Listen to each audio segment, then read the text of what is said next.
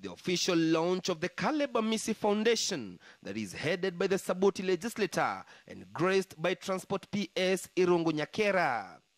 And with the referendum debate having divided the political class as to when is the appropriate time for Kenyans to go for a referendum, the ODM MPs are proposing to have the referendum enjoined with the 2022 polls.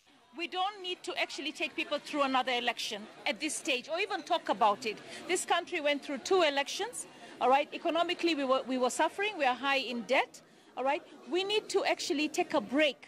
All right. I also feel that if we have a referendum question and it's framed, I think we need to go back to the people. We need to conduct opinion polls. We need to do surveys. We need to ask the people. This is a conversation we need to have, and we want people to engage in this conversation with an open mind and with some level of genuineness.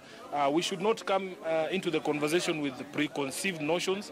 People should not be saying that they will take certain positions against certain issues when those issues have not been articulated or even reduced into a document, a bill.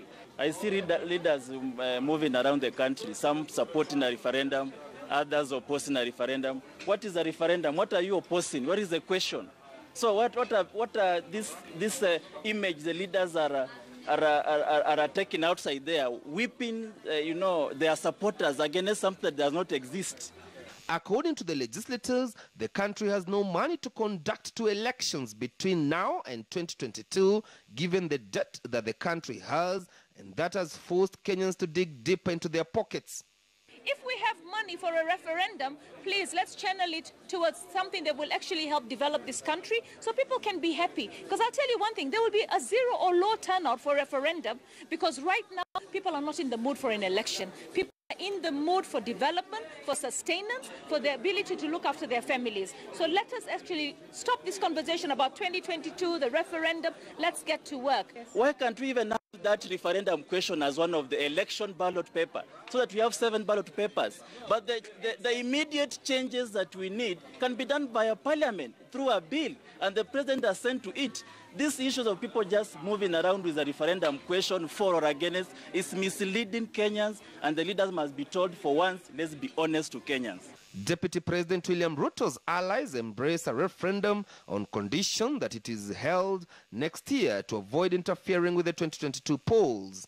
That even now the Deputy President has come on board to support this initiative, and we hope that there will be genuine dialogue amongst Kenyans. Let us not hear him say that those who want to have this dialogue can go and sit in some corner, have a dialogue and come back to us. We want a dialogue of all Kenyans, including him.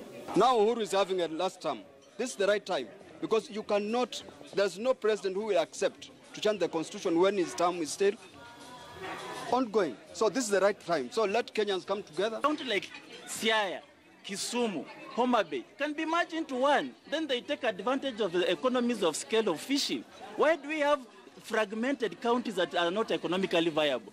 What can Trans Nzoia, for example, produce? Because these counties were supposed to be self-reliant and not to depend on the national government. And the Building Bridges Initiative team has already started collecting views from Kenyans on the clauses that should be amended and when is the appropriate time to conduct a referendum, if any, will be necessary. Chris Dairo, KTN News. All right, let's